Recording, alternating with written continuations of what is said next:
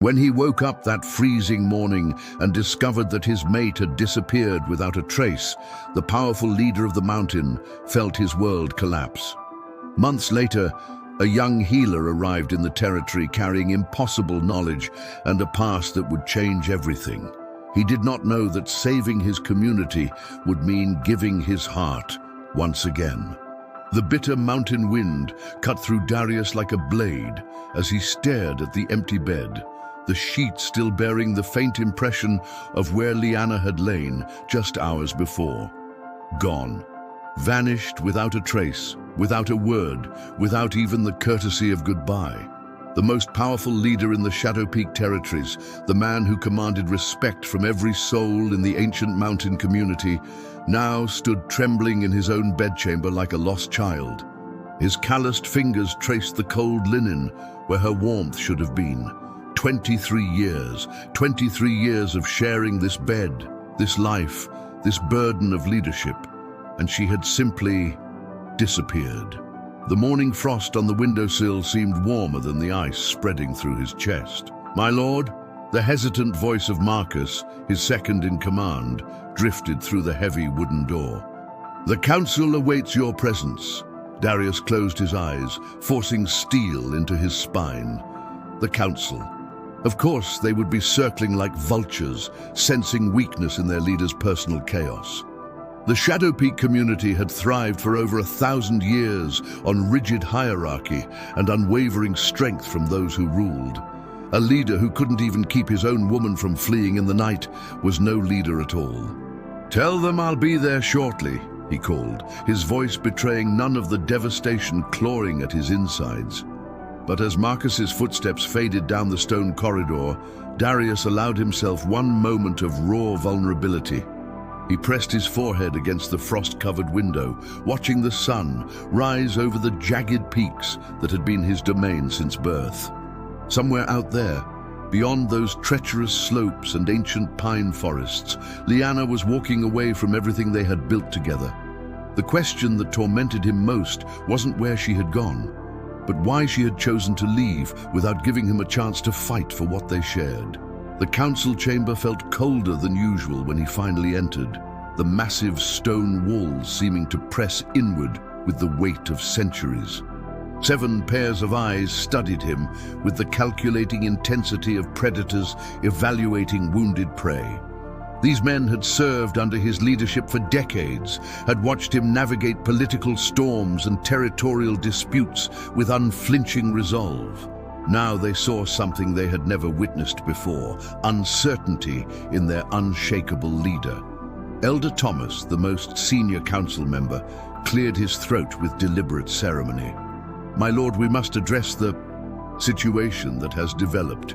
"What situation?" Darius's tone carried a warning that would have silenced lesser men, but Thomas had earned his position through decades of political survival.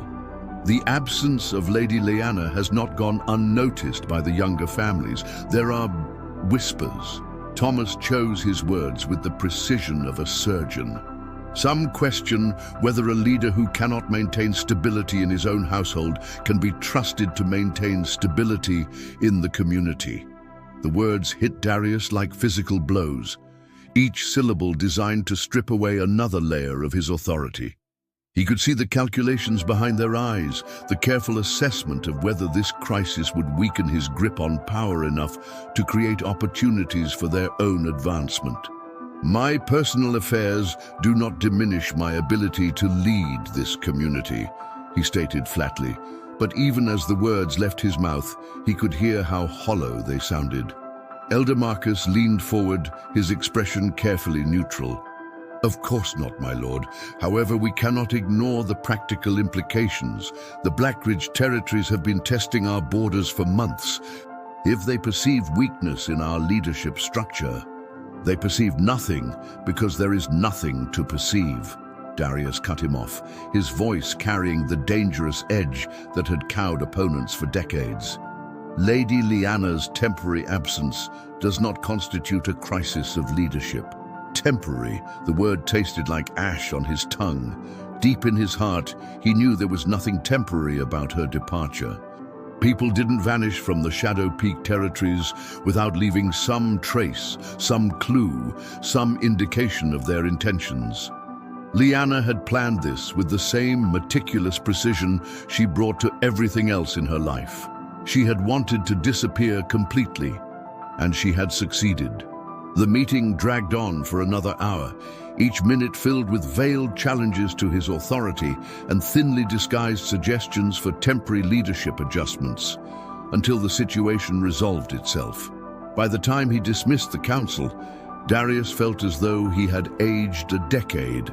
The iron will that had carried him through countless battles and political maneuvers was beginning to show hairline cracks under the pressure of this personal devastation. He spent the afternoon walking the perimeter of their territory, following the ancient stone markers that had defined Shadow Peak borders for generations. The familiar paths that he and Lyanna had traveled together countless times now felt alien and hostile. Every landmark carried memories that cut deeper than winter wind. Every familiar view reminded him of conversations they would never finish and plans they would never fulfill. As evening shadows stretched across the valley, he found himself at the old watchtower, where they had shared their first kiss 30 years ago. The structure stood as solid and enduring as the mountains themselves, a testament to the permanence he'd always believed defined their relationship. Now it seemed to mock him with its stability. It was there, in that place of bittersweet memories, that he first saw her. The stranger moved through the twilight forest with a grace that seemed to defy the treacherous terrain. Even from a distance, there was something different about her presence, something that made the very air around her seem to shimmer with possibility. She carried herself with the confident bearing of someone accustomed to navigating dangerous ground, yet there was a gentleness in her movements that spoke of healing rather than harm. Darius watched from the shadows as she approached the village outskirts, noting how she paused to examine the mountain plants growing along the path. Her attention lingered on specimens that most travelers would ignore, her fingers hovering over leaves and stems with the practiced eye of someone who understood their properties. When she finally looked up toward the watchtower, their eyes met across the darkening valley. Even from that distance, the impact was immediate and inexplicable. Where moments before he had felt nothing but the hollow ache of loss, now something stirred in his chest that he couldn't name. Not attraction exactly, though she was undeniably beautiful with her flowing auburn hair and graceful form. Not curiosity alone, though everything about her presence raised questions. It was something deeper, more fundamental, as though her very existence challenged the darkness that had been consuming him. She held his gaze for a moment that stretched beyond normal time, then offered a slight nod of acknowledgement before continuing toward the village.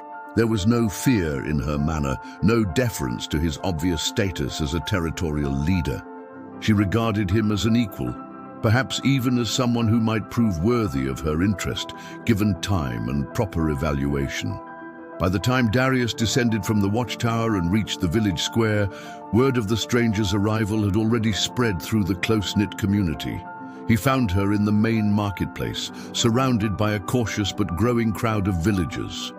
She had laid out an impressive array of healing herbs and medicinal supplies on a worn, traveling cloak, each item arranged with the precision of a master craftsperson.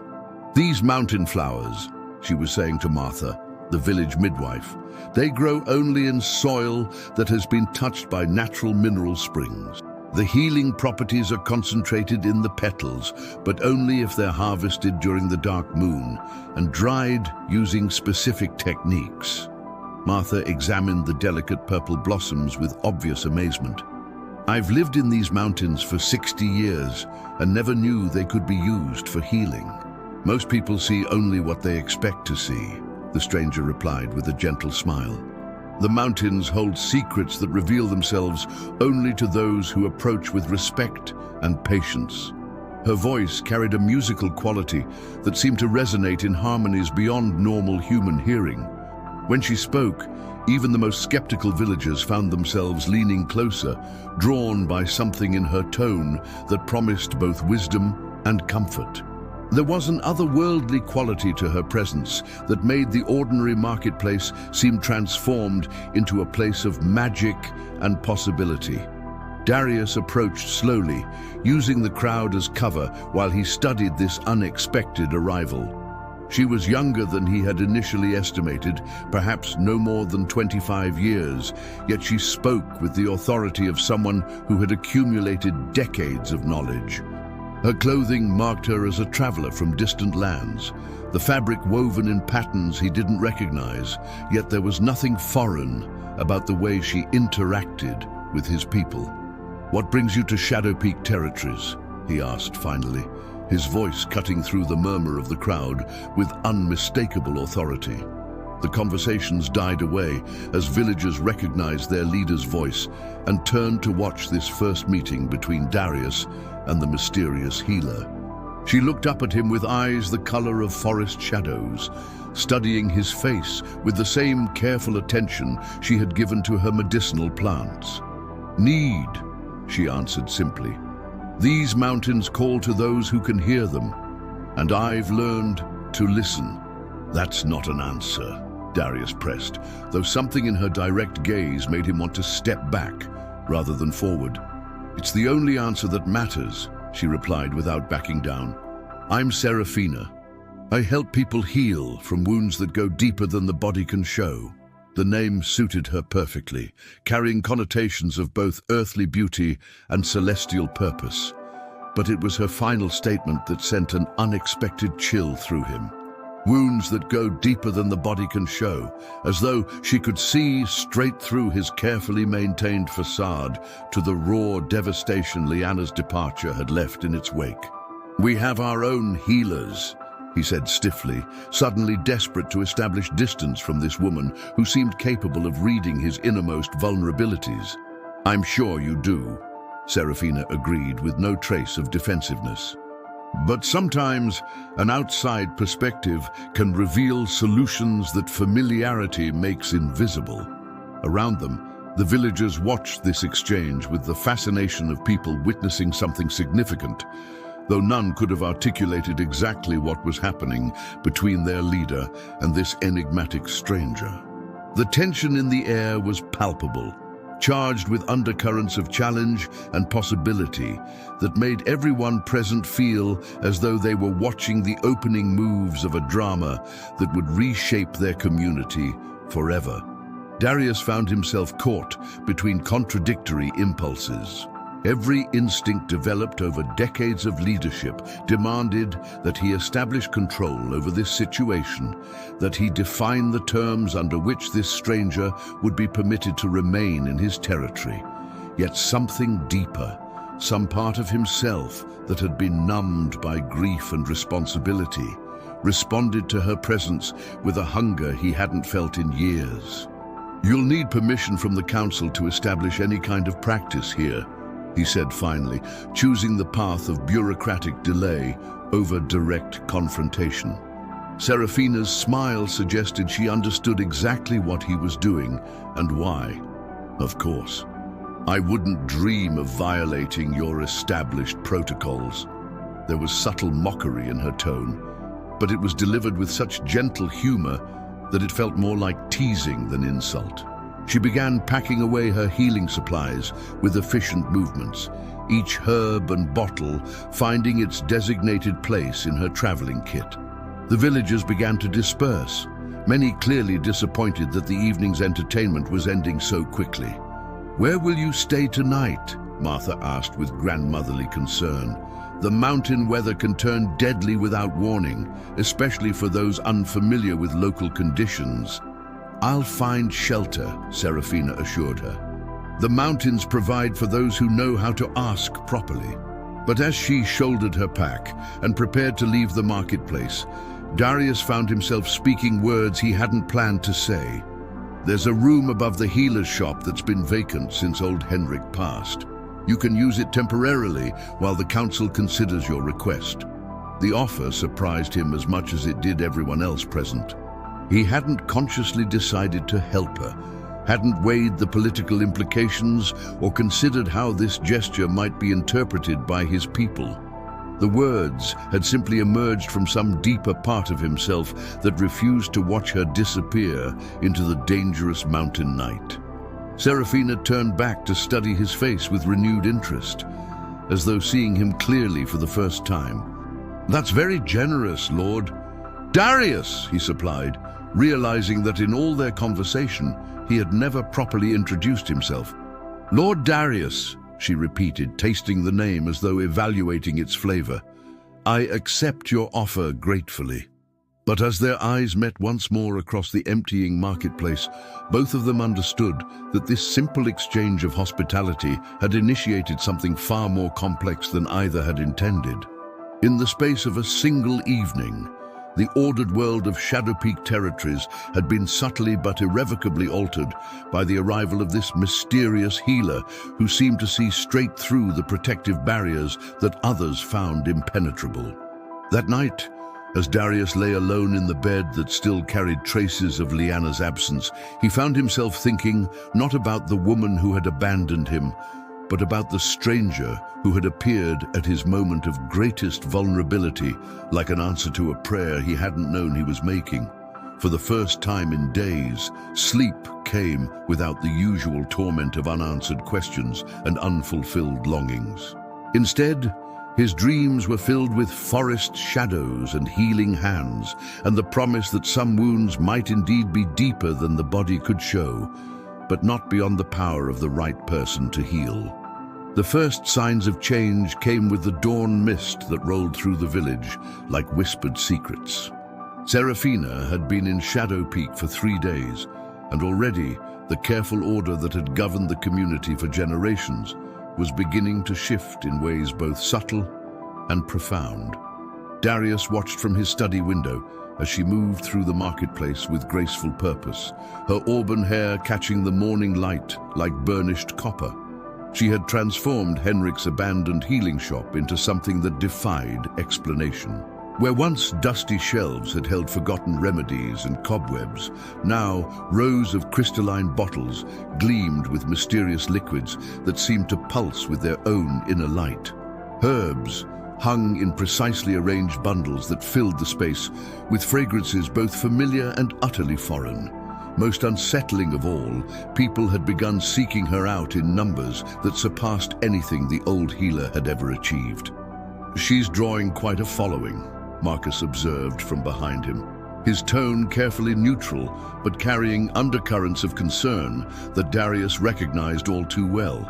"People are curious about newcomers," Darius replied without turning from the window. "It will pass."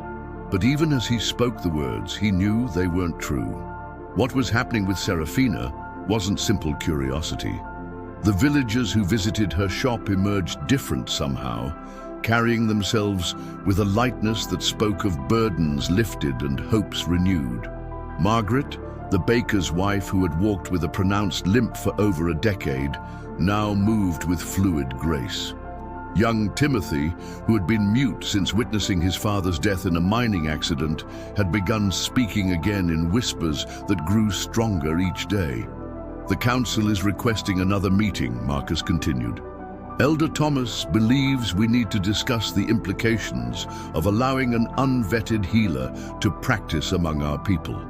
Darius finally turned from the window, his expression hardening into the mask of authority he had worn for so many years. "Schedule it for this afternoon, but make it clear that any decisions regarding Serafina's presence here will be made by me alone." What he didn't tell Marcus was that he had already made his decision. Despite every rational argument his advisors had presented, despite the whispered concerns about maintaining traditional practices and protecting established hierarchies, he had no intention of sending Serafina away. Her presence had awakened something in him that he had thought died with Lyanna's departure, a sense of possibility that extended beyond the grinding responsibilities of leadership.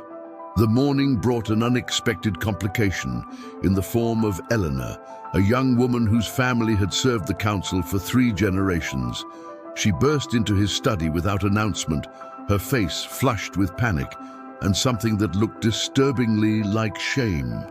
"My lord, I need to speak with you about the healer," she said, wringing her hands with nervous energy. "What about her?" Darius kept his voice level, though something in Elena's manner set off warning bells in his mind. "She knows things she shouldn't know, things no outsider could possibly know about our family." Eleanor's voice dropped to a whisper.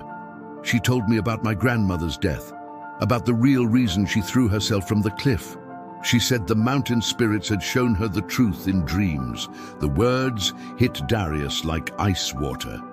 Grandmother Elena had died when the girl was barely old enough to walk, her death officially recorded as an accident during a mushroom gathering expedition.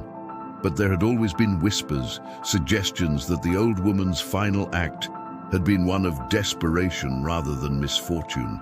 If Serafina somehow knew details that had been carefully buried by the family, "What exactly did she tell you?" he asked carefully. Eleanor's eyes filled with tears. "She said grandmother had discovered something terrible about the old mining operations, something that certain council members wanted to keep secret. She said grandmother chose to die rather than live with the knowledge that her silence was protecting people who were poisoning our water sources." The revelation struck Darius with stunning force.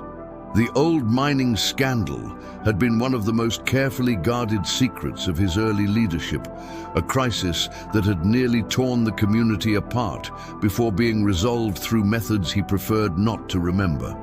Only a handful of people knew the full truth, and most of them were dead.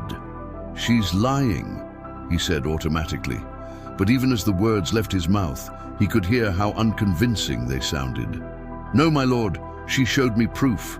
Documents that grandmother had hidden before her death, papers that prove the contamination was deliberate." Elena reached into her coat and withdrew a leather pouch that had clearly been buried for decades. She said the mountains revealed their location to her in a vision. Darius stared at the pouch with growing horror. If these documents contained what Elena claimed, they could destroy not only his own reputation, but the carefully constructed stability that held their community together. More importantly, they raised questions about Serafina's true purpose in coming to Shadow Peak. No ordinary healer possessed the ability to uncover secrets that had been successfully buried for decades. "Leave the documents with me," he commanded, "and tell no one else about this conversation." But as Eleanor departed, Darius found himself facing the most disturbing possibility yet. What if Serafina hadn't arrived by coincidence? What if her appearance, her mysterious knowledge, her uncanny ability to heal wounds, both physical and emotional, were all part of some larger design that he was only beginning to comprehend?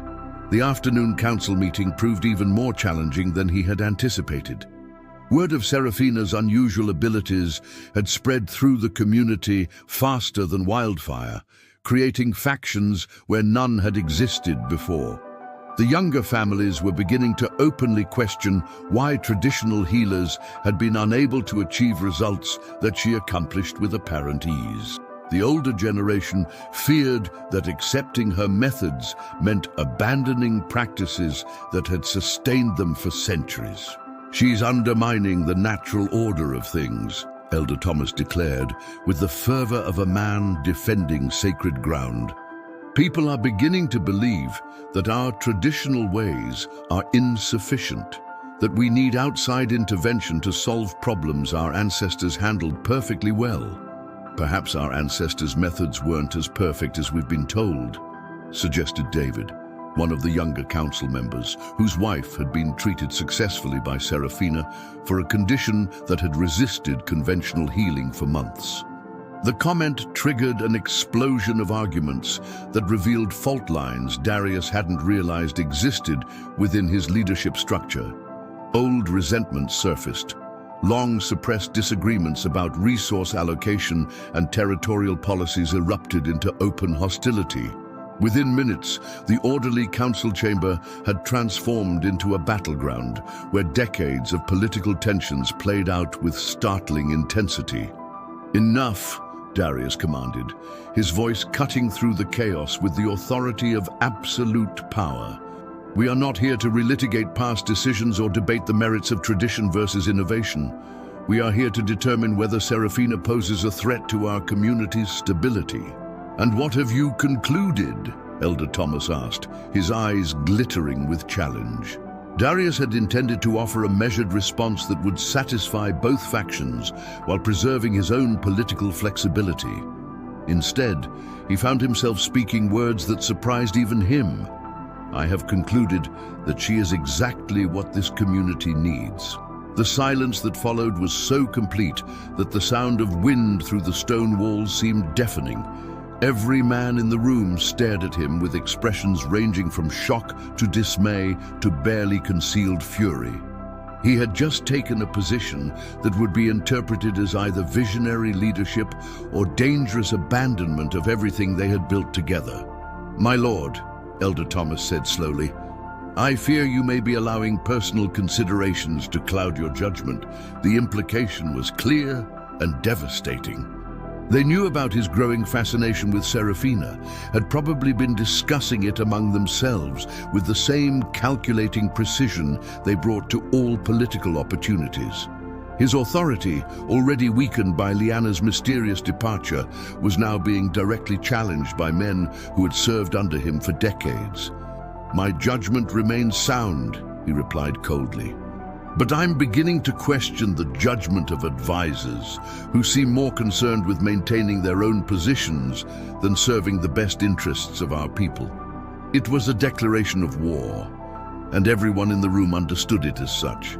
The careful balance of power that had governed Shadow Peak for generations had just been shattered by a leader who was willing to risk everything for a woman none of them truly understood. The meeting ended in an atmosphere of barely controlled hostility that would have consequences none of them could yet imagine. That evening, Darius found himself walking the mountain paths that had always served as his refuge from the pressures of leadership. The familiar trails seemed different now, charged with possibilities and dangers that hadn't existed a week earlier. When he reached the old shrine, where generations of his ancestors had sought guidance from the mountain spirits, he was surprised to find Serafina already there. She sat in meditation posture before the ancient stone altar, her presence transforming the sacred space into something that felt alive with energy. The air around her seemed to shimmer with the same otherworldly quality he had noticed during their first meeting, but now it was stronger, more purposeful, as though she was actively channeling forces beyond normal human understanding. "I've been waiting for you," she said without opening her eyes or turning to acknowledge his presence. "How did you know I would come here?" he asked, though he was no longer surprised by her uncanny ability to anticipate his actions. "The mountains told me," she replied with simple directness. "They've been trying to speak with you for years, but grief and responsibility created barriers they couldn't penetrate. My presence has made you more receptive to their guidance." Darius wanted to dismiss her words as mystical nonsense, but the events of recent days made that impossible. Too many inexplicable things had happened since her arrival for him to maintain his rational skepticism. Whether through supernatural insight or extraordinary intuition, she seemed to possess knowledge that defied conventional explanation. "What else have the mountains told you?" he asked, settling onto the stone bench across from her. Finally, she opened her eyes and looked at him with an expression that combined compassion with something that might have been warning. "They've told me about the poison that runs deeper than contaminated water, about betrayals that go back generations, about a woman who sacrificed herself to protect truths that certain people would kill to keep hidden." The reference to Elena's grandmother sent chills through him. If Serafina truly understood the full scope of the old scandal, she possessed information that could destroy not only individual reputations, but the entire political structure that held their community together. "And what do you intend to do with this knowledge?" he asked carefully. "That depends on what you're willing to do," she replied. "The mountains brought me here for a specific purpose, Darius." Your community is standing at a crossroads that will determine its survival for generations to come. The old ways of maintaining order through secrecy and controlled information are no longer sufficient to protect your people from the dangers they face. What dangers? The question emerged before he could stop it, revealing how completely she had undermined his confidence in his own understanding of the situation. Serafina stood and moved to the altar, placing her hands on the worn stone surface that had been carved by his ancestors centuries earlier. Immediately, the air around them began to pulse with energy that made the hair on his arms stand upright. When she spoke, her voice carried harmonics that seemed to come from the mountain itself. The poisoning of your water sources wasn't an isolated incident from the past. It's happening again, right now, orchestrated by people who believe that weakening your community will serve their larger purposes. But this time, the contamination is designed not just to cause physical illness, but to create the kind of emotional and psychological instability that will make your people vulnerable to outside manipulation.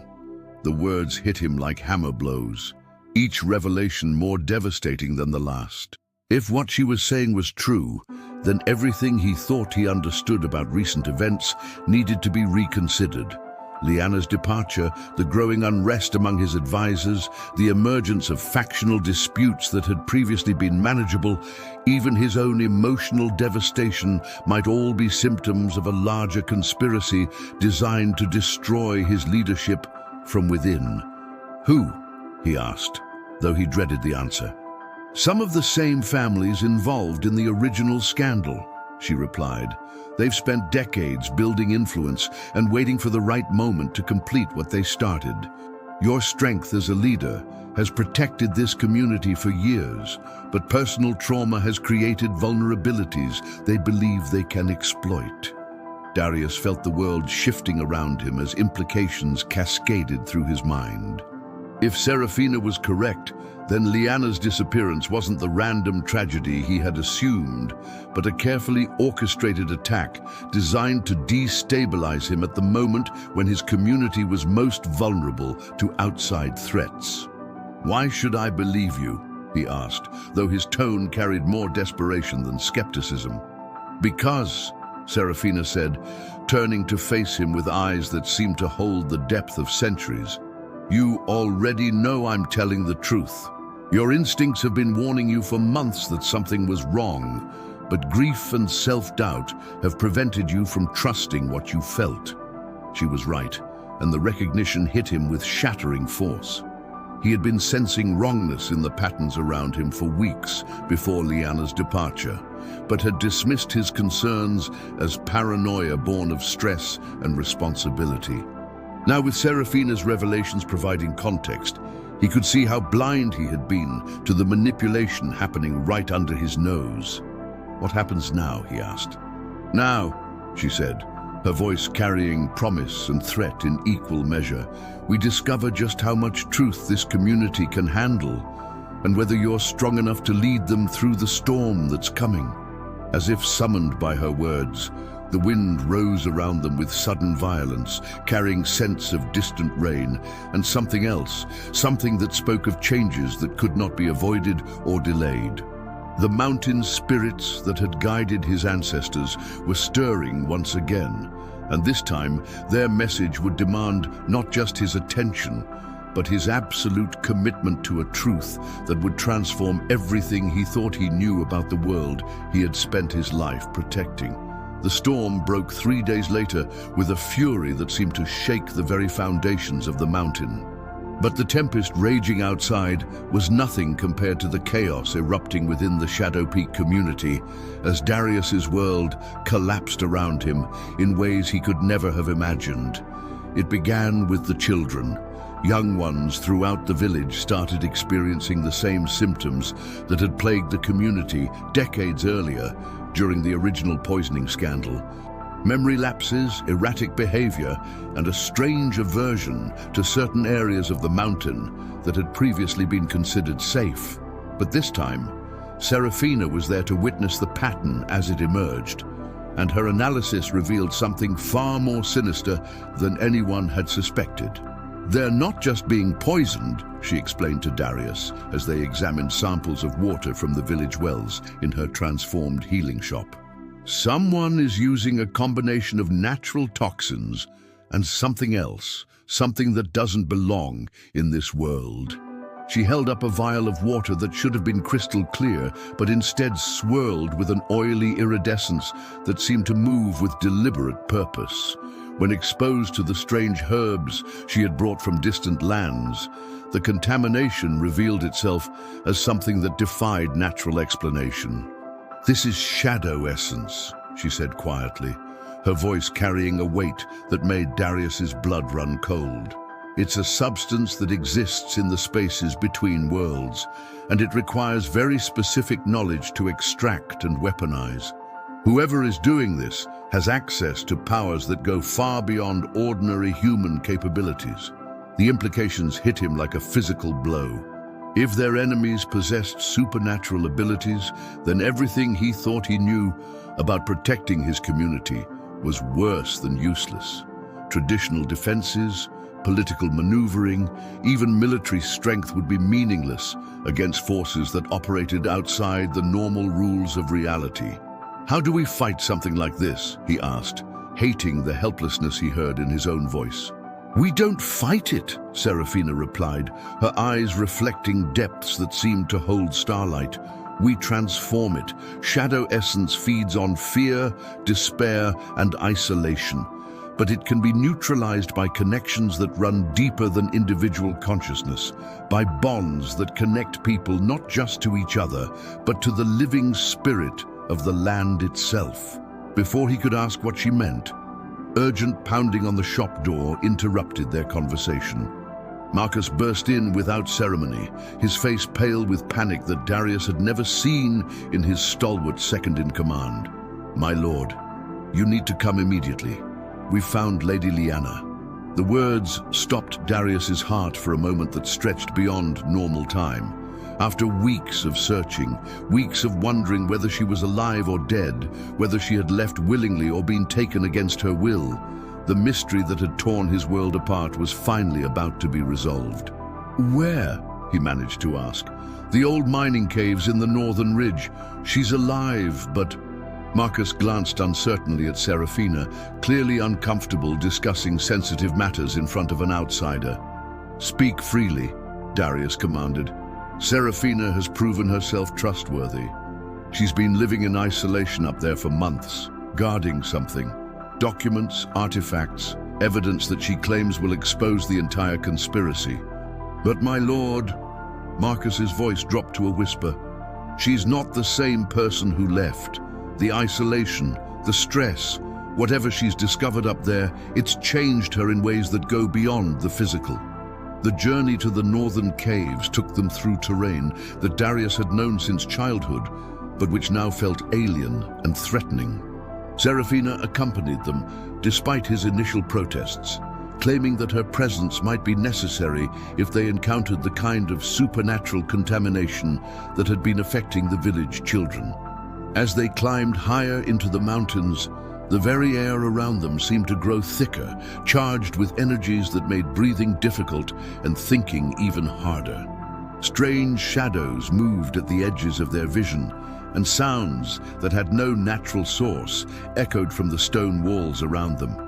"The shadow essence is stronger here," Seraphina observed, her hand moving instinctively to a collection of protective charms she wore around her neck. "Whatever your lady discovered, it's connected to the source of the contamination."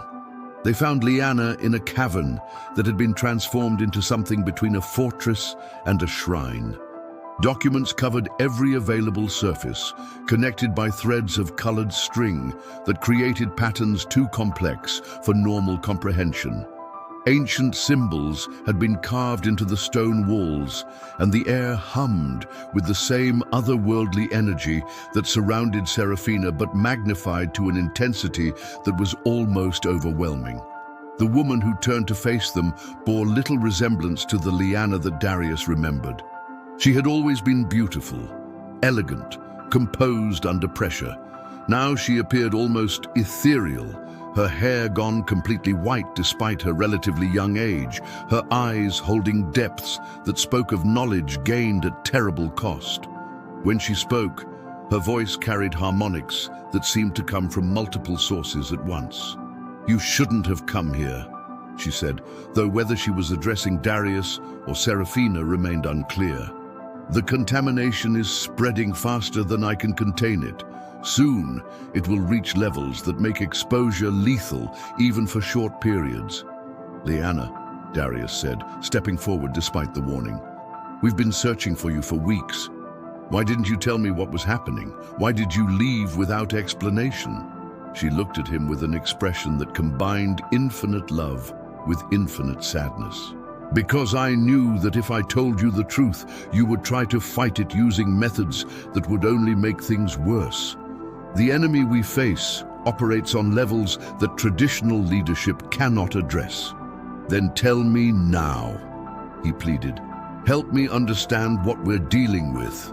Liana gestured to the documents surrounding them, and for the first time, Darius could see that they weren't just papers, but something more complex, more organic. They seemed to pulse with their own life, the writing shifting and changing as he watched, revealing layers of meaning that hurt to contemplate directly. The original poisoning wasn't just about mining rights or political control, she explained. It was a test, an experiment to see how effectively they could use supernatural contamination to weaken human communities. Our territory was chosen because the mountain itself sits on what they call a convergence point, a place where the barriers between worlds are naturally thin. "Who are they?" Darius asked, though he was beginning to suspect the answer would be more terrible than anything he could imagine. "Beings that exist primarily in the shadow realm, but who need access to our world to complete their transformation into something that can operate in both dimensions simultaneously," Liana replied. "They've been working for generations to identify and corrupt human communities that sit on convergence points, turning them into bridgeheads for a larger invasion." The scope of what she was describing was so vast, so far beyond anything he had ever considered, that Darius felt his mind reeling. If this was true, then their community's struggles weren't just local political problems, but part of a conflict that spanned multiple realities and threatened the very nature of human existence. "But there is a way to stop them," Serafina said suddenly, her voice cutting through his growing despair. "That's why I was sent here. That's why the mountains called to me across vast distances. Why I was guided to arrive at precisely the moment when your defenses were weakest." Both Darius and Liana turned to stare at her, and for the first time since entering the cave, Liana showed something that might have been hope. "You're one of the Guardians," Liana whispered. "I had hoped, but I wasn't certain." "I am," Serafina confirmed, "trained from childhood to recognize and counter Shadow Realm incursions. My own community was destroyed by an attack similar to what's happening here, but I was able to escape and learn the techniques necessary to prevent the same fate from befalling others." "What do you need?" Darius asked, though he suspected the answer would require sacrifices he wasn't prepared to make. "I need you to trust me completely," Serafina replied. "And I need you to be willing to let go of everything you think you know about leadership, about power, about the nature of reality itself." The ritual that followed stretched through the night and into the dawn, transforming the cavern into a battleground where forces beyond normal perception clashed with an intensity that threatened to tear holes in the fabric of existence itself. Serafina guided Darius through techniques that connected him not just to the spirit of the mountain, but to the deeper currents of life that flowed through all things. As the process unfolded, he began to understand that his role as a leader had always been about more than political authority or military strength.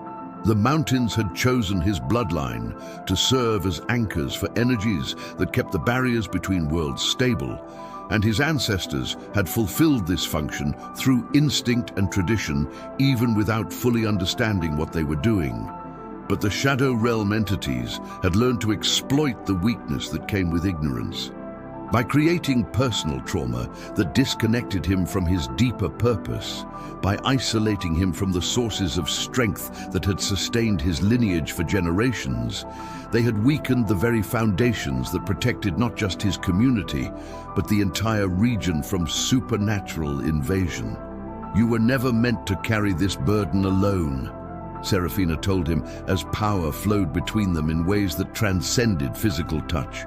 "The role of guardian requires partnership, requires the kind of connection that goes beyond individual consciousness. That's why they targeted your relationship with Lyanna, why they worked so hard to create the isolation that made you vulnerable to their influence." As understanding dawned, Darius realized that his growing connection to Seraphina wasn't just personal attraction, but recognition of a bond that existed on levels he was only beginning to comprehend. She hadn't come to replace what he had lost, but to help him reclaim a heritage that had been stolen through deception and manipulation. The climax came as sunrise painted the mountain peaks with colors that seemed to come from another world entirely. The shadow essence that had been poisoning his community began to writhe and dissipate as the combined power of three guardians working in harmony created resonances that made its continued existence impossible. But victory came at a cost that none of them had fully anticipated. The process of cleansing the contamination required Lyanna to sacrifice the supernatural knowledge she had gained during her months of isolation, returning her to the mortal woman she had been before, but leaving her with no memory of the cosmic forces they had faced together. "It's better this way," she told Darius, as her eyes cleared and her hair began to show the first hints of returning to its natural color. "The knowledge was destroying me from within, making it impossible to connect with anything human or normal. Now I can return to the life I was meant to live, though it will be a different life than the one we shared before." The parting between them was gentle, filled with love and gratitude, but without the desperate clinging that had characterized his initial response to her disappearance. They had both been transformed by their experiences in ways that made their old relationship impossible to resume. But they had gained something more valuable in return: the understanding that some connections transcend individual relationships and serve purposes larger than personal happiness. As Lyanna departed to begin rebuilding her life in a community that would need time to heal from the supernatural trauma it had endured, Darius found himself standing with Seraphina on the mountain peak where this entire journey had begun. The sunrise painted the valley below in shades of gold and crimson that spoke of new beginnings and infinite possibilities. "What happens now?" he asked, though for the first time in weeks, the question held anticipation rather than dread. "Now we continue the work," Seraphina replied, her hand finding his with a naturalness that spoke of connections forged in the crucible of shared purpose. "There are other communities facing similar threats, other convergence points that need protection, other people who need to learn that they are not alone in their struggles against forces they cannot understand." "Together?" he asked, hardly daring to hope. "Together," she confirmed. "For as long as the mountains call us to serve, for as long as there are bridges that need building between worlds that have forgotten how to speak with each other." The kiss they shared as the sun fully cleared the mountain peaks was nothing like the desperate passion of his youth or the comfortable affection of his years with Lyanna. Instead, it carried the weight of destiny fulfilled, of purposes aligned, of two souls recognizing that they had found their true home not in any physical location, but in the space they created together. Below them, the village of Shadow Peak was awakening to its first day, free from supernatural contamination in months. Children would play without fear, adults would work without the constant weight of unexplained anxiety, and the elderly would sleep peacefully for the first time since the crisis began. But more importantly, the community would begin to understand that their strength had never come from isolation or rigid adherence to tradition, but from their willingness to remain open to possibilities beyond their immediate comprehension. They had learned that sometimes the greatest threats required not just courage, but the wisdom to accept help from sources they had never imagined possible. As Darius and Serafina began their descent back to the village that would serve as the first stop in a journey that might span continents and decades, both of them carried the quiet satisfaction of people who had discovered their true calling. The story that had begun with abandonment and despair had transformed into something entirely different. A tale of healing that went beyond individual wounds to touch the very foundations of reality itself. A romance that transcended personal desire to serve purposes that would echo through generations. And a victory that proved that even the darkest forces could be overcome by connections strong enough to bridge any gap between heart and heart, world and world, purpose and fulfillment. The mountains had indeed provided for those who knew how to ask properly, and the answer they had received was more magnificent than either had dared to dream.